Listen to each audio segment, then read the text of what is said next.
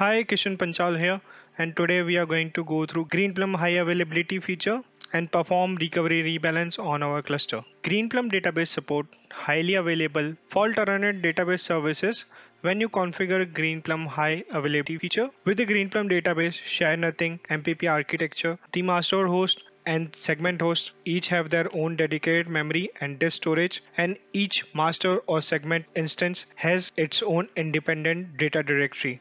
A RAID is a combination of at least two different storage media to form a single large logical drive. There are many types of RAID levels which are available. Here I have demonstrated the RAID 10. In simple term, RAID 10 is a combination of RAID 1 and 0 and RAID 10 configuration that combines disk mirroring and disk stripping to protect the data as well as give us a good bandwidth. If any error occur in the disk, we always have redundancy available. As at server level, hard drives are hot swappable. We don't require any downtime and our Greenplum cluster is up and running. Greenplum database master instance is client's single point of access to the system. The master instance stores the global system catalog, the set of system tables that store metadata about the database instance, but no user data.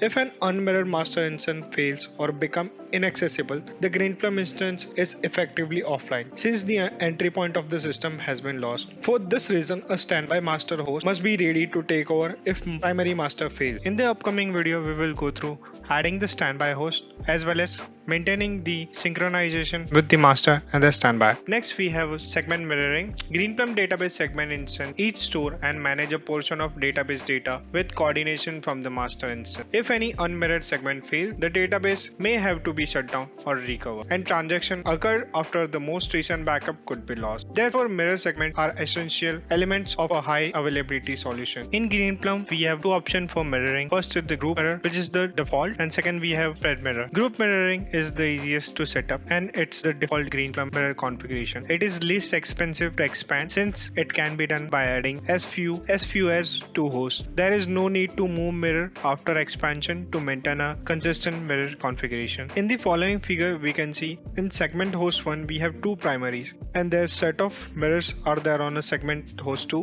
With spread mirroring, mirror for each host primary segments are spread across as many as hosts there are segment per host. Spread mirroring is easy to set up when the cluster is initialized, but required that the cluster have at least one or more hosts than there are segment per host. In the following figure, we can see now the set is broken, where segment 1 primary host mirror is there on a segment host 2 and the mirror for primary segment 2 is there on segment host 3. For some use cases, an additional level of redundancy can be provided by maintaining two Greenplum database clusters that store the same data. The decision to implement dual clusters should be made with business requirement in mind. This can be achieved with dual ETL. The ETL process are performed twice in parallel on each cluster and validated each time. With dual ETL provide for a complete standby cluster with the same data.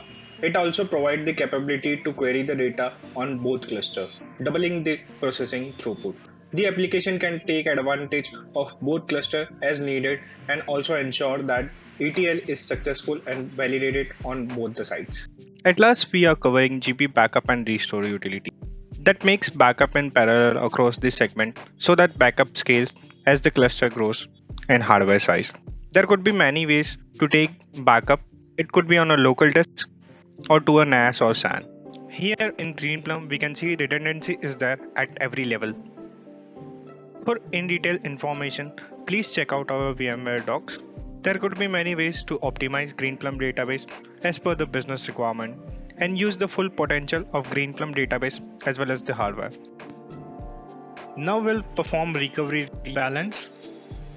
To bring up our failed segments, administrator perform the recovery while Greenplum database is up and running by running the GP recover seg utility. This utility locates the failed segment, verify they are valid and compare the transaction state with the currently active segment to determine changes made while the segment was offline. GP recover synchronizes the changed database files with the active segment and bring the segment back online. To create this scenario, I have restarted my one of the VM. In your situation, it could be because of an unscheduled reboot or load on the cluster or failure in the process, or might a hardware failure on the host.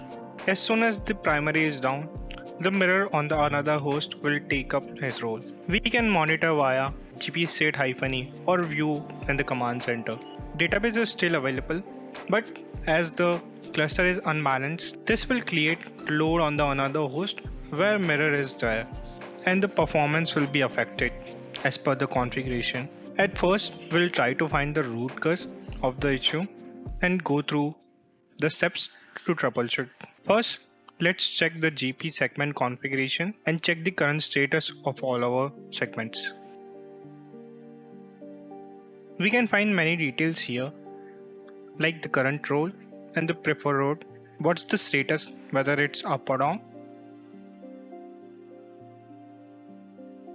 We can see here that segment 4, mirror and the primary both are down.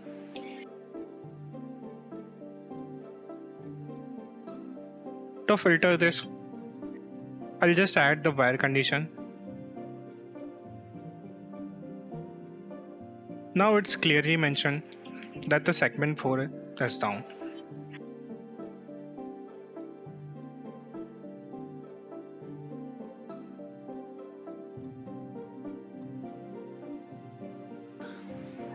To identify the exact timings when our segment goes down, we can query the GP configuration history and get the timings of the time where the roles were changed.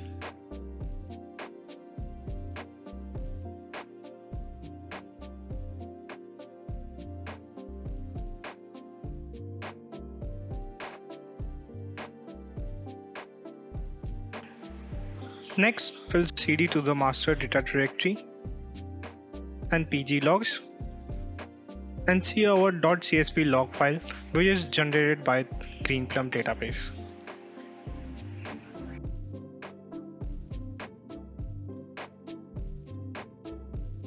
As the log size is higher, we will use the filters to grab the exact errors. In our case, we already have timings which we noted from querying the GP configuration history, and we'll use that to filter the logs.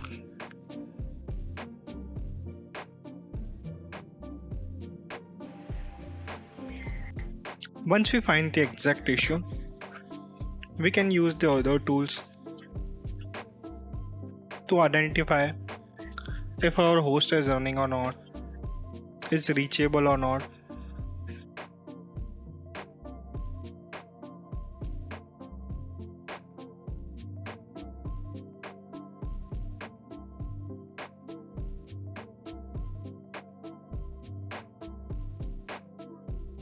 In my case, my host is up and running and my data is there,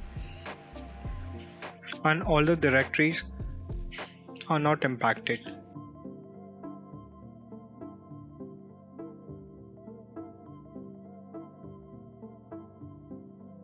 Once we are sure that our GP segment 4 is up and running and no issue is reported, we'll perform incremental recovery.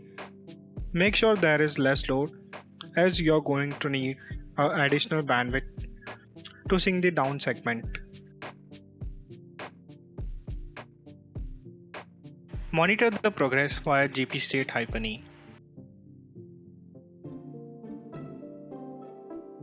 After a segment recovery, segment instance may not be returned to the preferred role that they were given at the system in initialization time. This can leave the system in potential unbalanced state, as some segment hosts may have more active segments than is optimal for top system performance. It is required to rebalance primary and mirror segment, returning them to their preferred roles. For that, we will execute gp recoverseg-r to perform rebalance. Note this operation will cancel queries that are currently executing, so take necessary approval before performing rebalance. Monitor the progress via gp-state-e. Now our cluster is running in optimal mode and we have performed incremental recovery.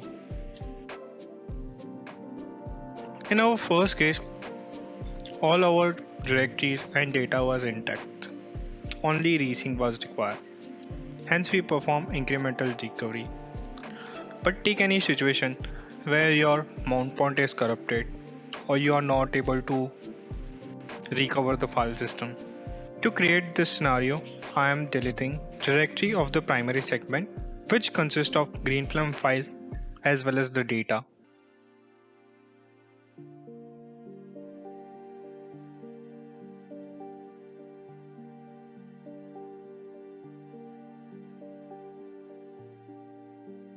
As soon as the Greenplum process find out, it will mark the primary as down, and mirror will take up its place. Now the incremental recovery will not work here because all the data of the primary is lost or been corrupted. In this scenario, we need to perform full recovery.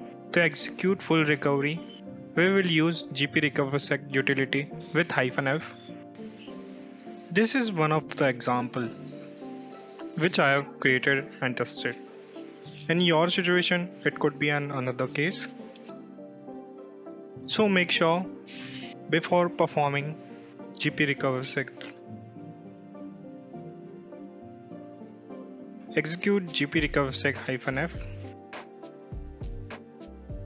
and wait until the process is complete.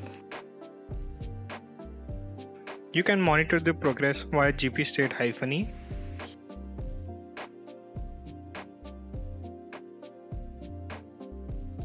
Once the full recovery is completed,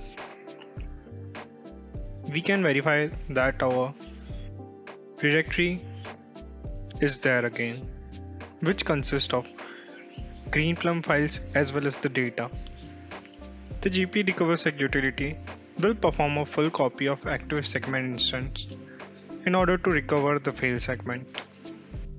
In background, a full recovery deletes the data directory of the down segment instance before copying the data from the active segment instance. Before performing full recovery, ensure that segment failure did not cause data corruption. Also note that full recovery, the utility does not restore custom files that were stored in the segment instance data directory. Once the full recovery is completed, we need to perform rebalance. And here, our rebalance is also completed, and our cluster is running in an optimal flow. So that's all for today. Thank you guys.